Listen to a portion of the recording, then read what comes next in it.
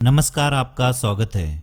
दोस्तों, पितृपक्ष एक ऐसा समय है जिसके दौरान पितरों की पूजा और पिंडदान करने का विशेष महत्व होता है। इस दौरान पितरों की आत्मा की शांति के लिए ये पूजा की जाती है।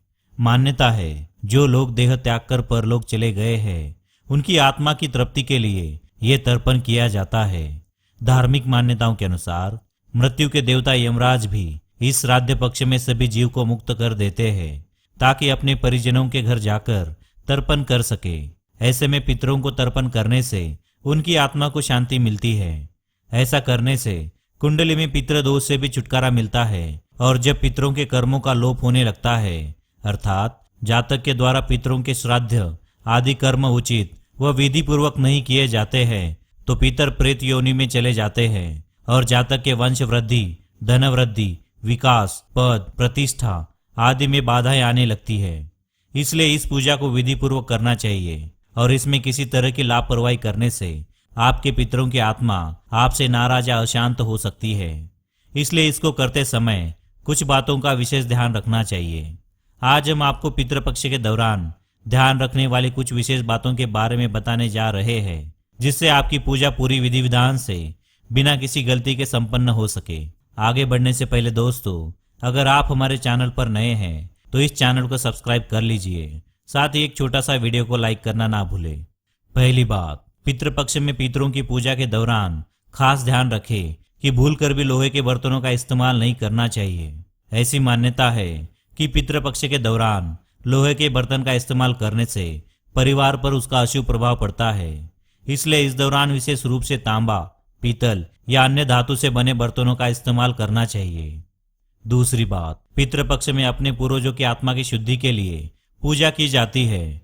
यह समय उन्हें याद रखने का और पितरों के लिए शोक मनाने का होता है। एक तरह से शोकाकुल माहौल होता है। इसलिए धार्मिक मान्यता है कि इस समय कोई भी शुभ कार्य संपन्न नहीं किया जाना चाहिए और घर में किसी तरह की कोई नई वस्तु नहीं खरीदनी चाहिए, इसे अशुभ माना जाता है। तीसरी बात, पितृपक्ष के दौरान दरवाजे पर आने वाले भिखारी या किसी अन्य व्यक्ति को बिना भोजन कराए जाने नहीं देना चाहिए। इसी के साथ ही घर के छत पर आने वाली पशु पक्षियों के लिए खाना रखना चाहिए। माना जाता है कि इस दौरान पूर्वज किसी भी रूप में आपके घर पर आ सकते हैं, तो ध्यान रखें कि घर पर कोई भी मनुष्य बिना भोजन खिलाए हुए उसे जाने नहीं देना चाहिए। चौथी बात, जो पुरुष इस दौरान अपने पूर्वजों का श्राद्ध करते हैं उन्हें विशेष रूप से इस बात का खास ध्यान रखना चाहिए कि इस दौरान उन्हें अपनी दाढ़ी नहीं बनवानी चाहिए और ना ही बाल कटवाने चाहिए। शास्त्रों में भी इस बात का उल्लेख है कि इन 15 दिनों में बाल कटवाने और दाढ़ी बनवाने से धन की हानि हो सकती है।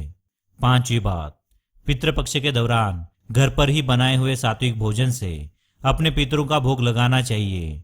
पितृपक्ष में बिना पितरों को भोजन दिए खुद भोजन नहीं करना चाहिए। जो भी भोजन बने उसमें एक हिस्सा गाय, कुत्ता, बिल्ली, कौवे को खिला देना चाहिए। यदि आपको अपने पूर्वज की मृत्यु तिथि याद है तो ध्यान रखते हुए उस दिन ही पिंडदान कर सकते हैं, नहीं तो फिर पितृपक्ष के आखिरी दिन भी पिंडदान अथवा तर्पण की विधि से पूजा संपन्न करनी चाहिए।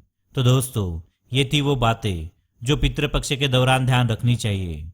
अगर आपको हमारी दी हुई जानकारी पसंद आई है तो इसे लाइक करें, साथ ही कमेंट में जय शनि देवाय नमः, ओम नमः शिवाय अवश्य लिखें। साथ ही चैनल को सब्सक्राइब करना ना भूलें। धन्यवाद।